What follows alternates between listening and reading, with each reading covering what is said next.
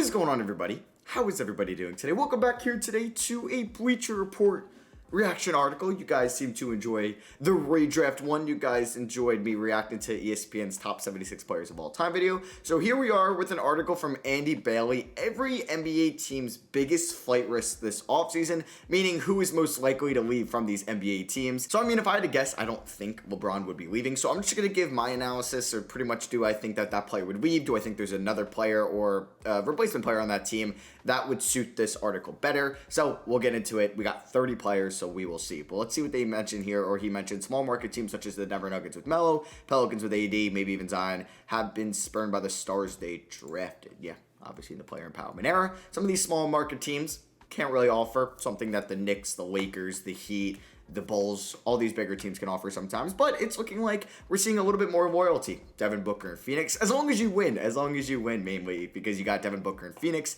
you got Giannis in Milwaukee, you got Jokic in Denver. They seem to be pretty happy with where they are. So start off Atlanta Hawks, Lou Will. Yeah, hasn't been playing really at all this season for them. And compared to Lou Will, you can see he's logging in about 15 minutes a night, 7 points per game. He's getting up there in his career. He also did sacrifice a little bit of money. Remember when he signed like that, what was it, like a 3-year, $21 million deal with the Clippers? And we were like, what? 6 man of the year getting $7 million a year? When you have players like, I mean, it came after, like Duncan Robinson getting $18 million a year? Or some of these guys like Tim Hardaway Jr. got like $17 million? Maybe he was just at the wrong place at the wrong time. Next up, we have Al Horford, but really no one. Okay, so he doesn't really think that anybody is going to leave. There aren't many candidates for this list from the Boston Celtics. Every significant contributor is under contract or at least under team control through at least 2022-2023. So he could maybe decline their option or decline Al Horford's option and bring him back. Somebody else that could be featured in here is Marcus Smart. There was rumbles about him being traded at the deadline. If the Celtics do have a disappointing first-round exit, they could look to move Marcus Smart. So that could happen. I don't think we're going to see a Jaylen Brown trade, but he says it's more unlikely that we see that. Next up, we have Kyrie Irving. Yeah, I guess this is a big one. I would say also maybe more Joe Harris could be traded, but I guess it's also looking at more free agents. So, yeah, it's the player leaving itself, not trade. So, I guess Marcus Smart wouldn't really fit that. So, Kyrie Irving, could he join like a Texas team? Could he join Dallas or Houston or a Florida team where the rules aren't as strict? But I'm guessing fairly soon he will be allowed to play home games. Like, it never made sense when the rule started that unvaccinated players could play in Brooklyn, MSG. I don't know if it's the same for Golden State. Yeah, it is, right? But unvaccinated players on the home team can't play. That makes no sense. It's either they can all play or none of them can play. Like Bradley Beal, who's unvaccinated, can come play in Brooklyn, but Kyrie can't. It makes no sense. It's actually the dumbest thing ever. I don't know who thought that was a smart idea, but it's actually pretty dumb. Like, these people are paid to make laws, and that is dumb. I'm not saying what Kyrie did is right now, but I'm just saying the rule itself is dumb. It's either they can all play or none of them can play. And it's looking like they're all going to be able to play fairly soon. Next up, we have the Charlotte Hornets with Montrezl Harrell. And yeah, he's a free agent. Maybe they don't want to pay him a lot of money, especially if Hornets, they don't make the playoffs. They could be like, oh, we don't really want to commit 10 or so mil or 8 or so mil, even 7 mil to Montrezl Harrell. But even though that's not that bad. Miles Bridges will be restricted. He'll be demanding the big bucks, but I'm sure they'll pony up for him. Wow, we have Zach Levine up here. Yeah, isn't it kind of weird that Zach Levine hasn't been signed yet? Now, I came off in my criticism on Zach Levine before. I compared him a lot to D'Angelo Russell back in like 2018. And I thought when the Kings offered him a contract, I was very against it because they had Buddy Hield. I thought they could have upgraded their team elsewhere than adding another guard, and they're committed to Buddy Hield in the long term, who's the prime piece the prime possession they got, or asset that they got in the DeMarcus Cousins deal. Didn't really work out as like that top guy there that you would want for DeMarcus Cousins. But Zach Levine re-signs with Chicago and has been getting better and better each year. Now, his defense still isn't anything elite at all, but he has emerged as to one of, if not the best shooting guard in the NBA this season. James Harden could still be there, but with Bradley Beal taking a step back, I mean, I wouldn't say he's the best, but he's up there with Devin Booker, Donovan Mitchell, James Harden, I would definitely say. So, I don't know why the Bulls haven't extended him yet, because he's been pretty loyal to this team, unless there's something behind the scenes we don't know about. But with the Bulls playing pretty well this year and looking like a possible finals contender if everything goes right for them, hey, I don't see why he would leave, honestly. But yeah, he's going to get probably, I don't know, maybe he asks for the Supermax and the Bulls are like, no. But like DeRozan is only there for what, 2 to 3 years. Vucevic is only there for, I think, the same amount, like 2 to 3 more years. So, like, pony up the 4th and 5th year for Zach Levine. Colin Sexton for the Cavs, he seems likely to leave. I think more in a sign-and trade. That's why they didn't move him at the deadline. They want his bird rights. They want to be able to maybe get something for him. Maybe try to find a backcourt guy that fits better for Darius Garland. Maybe they look at a Marcus Smart type player, a more defensive-minded guy. Could hopefully hit threes for them now. I don't know if that's Marcus Smart. Maybe they look at some other 3-and-D guys around the league that could be pretty valuable to them at the 2, and they continue with their young core of Garland and Mobley, building around them 2 specifically, and then have great complementary pieces like Jared Allen around him, and then you develop Isaac Okoro to being a good defender, and you kind of allocate your scoring mainly to Garland and Mobley. Next up, we have the Mavericks, Jaylen Bronson. Yeah, I agree. It even makes more sense now that they traded for Spencer Dinwiddie, but if he's going to leave, why didn't they trade him at the deadline, right? Now, he could also be in a sign-and trade in the offseason. I believe he's unrestricted, so it's not like you can 100% sign it back. It's got to be agreed by the team and by him in a sign-and trade. So it's a little risky unless they think they could maybe make a run in the playoffs with Luka, Dinwiddie, Bertans. I don't know. It's possible. THJ is out for the year. So we'll see. But with him playing better, Dorian Finney-Smith playing better, maybe like the way they get matched up in round 1, if they play the Jazz, they could beat them. Hey, maybe they could beat the Nuggets in round 1. Maybe if they get a team, maybe they think they could even beat Memphis in round 1. I don't know. It's possible. Yeah. Denver Nuggets. Campazzo here. Yeah. I guess it's kind of minor free agents for them. Yeah, and over $150 million is committed to pretty much the 4 guys of Jokic, Porter Jr., Murray, and Gordon. So that could make sense. Pistons, Marvin Bagley. Okay. Thinking he's going to leave. He's got 1 year left on his deal. They'll have his restricted free agency rights. We'll see how he finishes out the season for Detroit and if they're going to want to maybe sign him to a 1-year deal. But I don't really know what's next for Marvin Bagley. I really don't. Next up for the Warriors, Gary Payton. Yeah, this makes sense because the Warriors are tied up so much money into these 4. 170 mil. Jordan Poole is due for an extension or to be a free agent, so they're going to want to pony up probably, I was reading like 4 for 80 mil, which is a lot of money. So Gary Payton is probably somebody that's going to get a nice like Caruso type contract from a team that the Warriors just can't afford in the luxury tax. And I think I'm fine with that. Like, the Warriors not being able to pay him. Like, they nailed the minimum contract with Payton. Somebody's going to want his defense, his hustle ability, his transition play. And I'm sure he'll get, like, a nice, like, 3 for $26 million. Like, something like what Caruso got from the Lakers. But the Lakers could have afforded Caruso.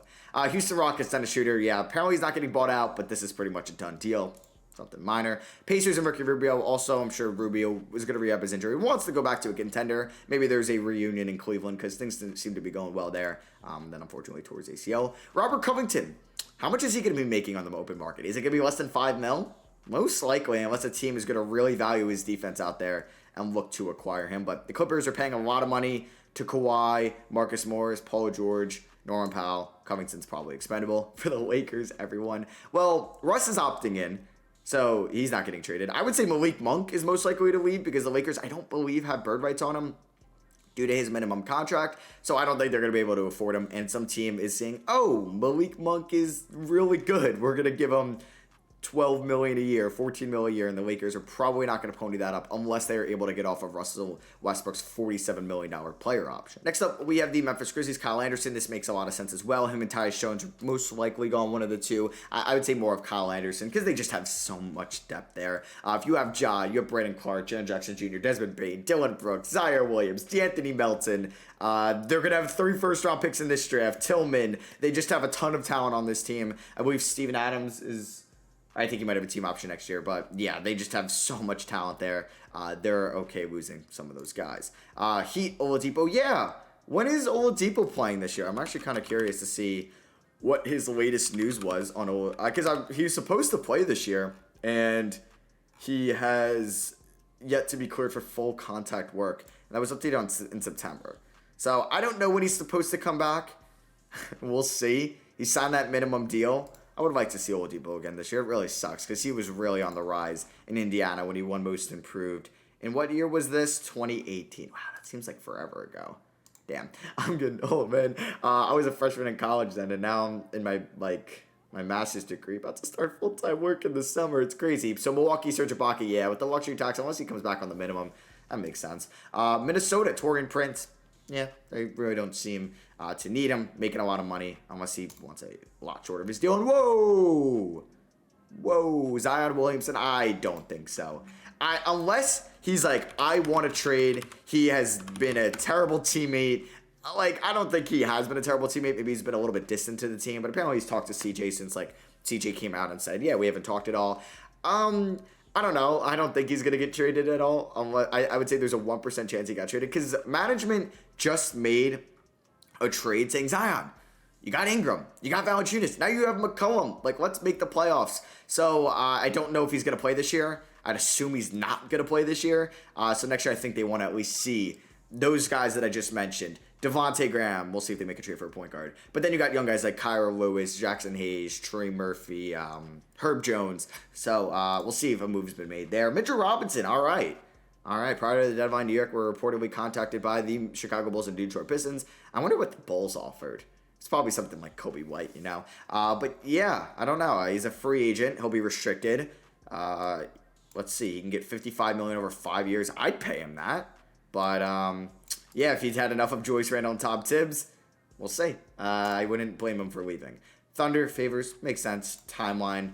Gary Harris, yeah, I'm sure he'll want to go to a contending team next year, and some teams will value his 3-point or his 3-and-D ability. What? He opted in. I don't think they're giving up on him after one playoff run. But he could decline his option for next year. When was this article written? Because he's opted in. February 22nd. This was written yesterday. Does he not know that he opted in? I'm like 99% sure he opted in. Unless he was expected to opt in and he hasn't yet. But I'm like 99% sure he opted in. He has that player option. I swear to God he opted in. I don't know. We'll see. I'll look. Like, James Harden opted in. I'm pretty sure the Philadelphia 7 that he had agreed to opt into his contract. Okay. Yeah, or he plans to opt in. So maybe it's not definite yet. All right. You need something to go catastrophically wrong for that.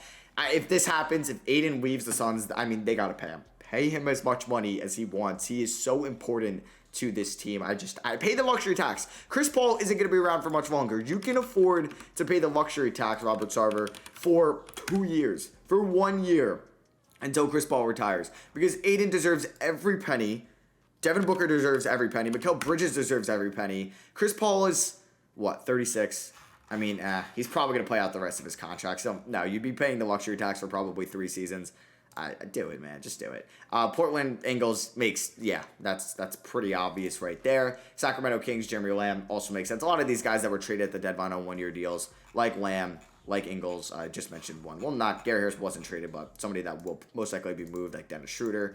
Those ones will probably not re-sign with their teams. Satoransky, veteran, rebuilding team, moved at the deadline to really get other assets. Makes sense. Thad Young to the Raptors. I think that would be kind of a waste. Thought they could have maybe gone after like Derek White or somebody like that with their first round pick. But it would have cost them a little bit more. They basically moved down 15 spots to get that young. I don't know if that's worth it. There was probably some other big men they could have gotten at the deadline. You probably could have got like Derek Favors for like a late second. I'm sure the Thunder would have been willing to do that. Whiteside, yeah, I'm sure they're going to want to just overhaul that bench and even that roster in the offseason. They could be a team. I don't even know how they blow it up, though, because you don't want to trade your franchise guy in Mitchell, obviously. And who's going to take on the Rudy Gobert contract? Not a lot of teams, so I don't know. And Bradley Beal, I don't know. I think he could opt out and become a free agent, but I think with the Kristaps signing, I mean, he would be silly not to opt out and at least listen to other teams' sales pitch. But with the KP trade, I think he's like, all right, maybe we could do something here. Let me get the Supermax, and I could still request a trade. So yeah, that is going to be for me. I hope you guys did enjoy. Drop a like if you did. Let me know what you guys think of this video down below, and let me know what you agree with or disagree with. I do want to see if anybody commented. Do I have to make an account? I'm not making an account for that.